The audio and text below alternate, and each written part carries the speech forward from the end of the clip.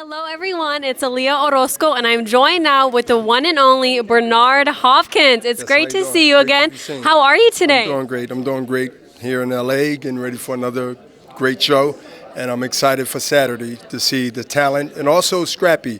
I'm a Scrappy fan. Oh, yeah. And you know, he earned that from me, but he wants the world title. A lot of people want it, but he's actually put the work to get it, and I'm happy to see his progress. He just recently signed with Golden Boy, correct? Yep. What do you feel? He re-signed, yes. Oh, yes. What do you feel Golden Boy does different than other promotions to really make their boxers a star? Because I feel like you guys really have that star effect on your fighters. I can answer that two ways. Yeah. One, honesty. You got to be honest with them. You got to be straight up with them, even if it hurts. Yeah. But they have to know that that's where we think. And second, we see that even if they take on a challenge where they didn't come through, they came on the other side, we don't just throw them to the wolves. We bring them back as long as they put the integrity of much hard work, coming on weight, not 3 pounds, not 4 pounds overweight, because then we know that you're not serious. That's true. And this is a message for any fighter out there. To get anyone's attention, you have to be true to your craft, and it ain't always what you say, it's more what you do. So true. What are your thoughts on the recent news of Showtime leaving boxing, and what do you feel that does for the sport? Showtime leaving boxing, I will say this. Rest in peace, Showtime Boxing. It's been a good run. Do you think boxing's a lot different than it was in your era, and why do you feel that is? What do you think needs a change in the boxing world? I think boxing is the same. The characters are different. I think the business and the way boxing is being seen and respected is going to be much, much greater and much, much nicer in the future. And I think part of the cleaning out process, I'll use cleansing.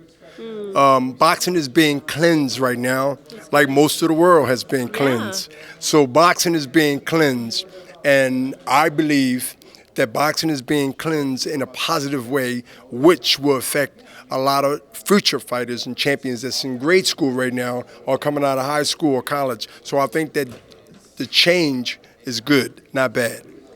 Rest in peace, Showtime Boxing. Yes, I love that. What do you think would be the most legendary fight we could make right now for boxing?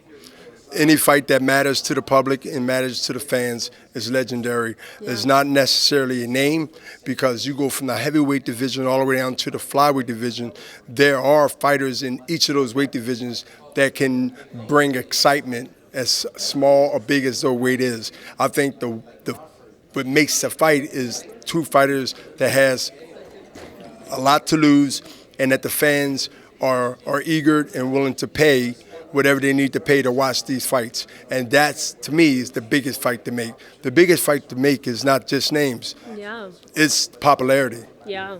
We live in the 20th century. It's time to make it happen. Mm-hmm. Big fights need to be made. Names need to be matched with names. That matters. Yeah. Do you have any predictions on the Haney versus Prograis fight? Who do you think would win that fight, and do you think will be by knockout? I don't care. No thoughts? Do you think Ryan Garcia should fight the winner of that fight? I think Ryan Garcia should win this fight, and I will see how he look in this fight to make my personal decision whether he should fight again. Yeah. Period. Definitely agree. Do you have any thoughts on how you think his fight's going to go, or have you been giving him any advice leading up to it? Right now, the question mark that I have in my head is, what will he show in his head and heart come next month? Yeah. It's not what I think, it's what he do for himself. Yeah. Because I would tell any athlete,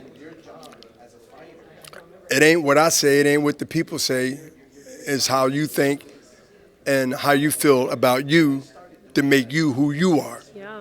So Ryan got a statement to make next month. And I feel if he wants to grab and still keep the integrity of, he still has the potential to be one of the great ones. And we ain't talking about Instagram no more. That's out. We ain't talking about social media no more. We know that's don't win fights. Matter of fact, I think he lost a couple of hundred people, maybe thousands. But in the same token, he can get them right back, because we are forgetful. for good or bad.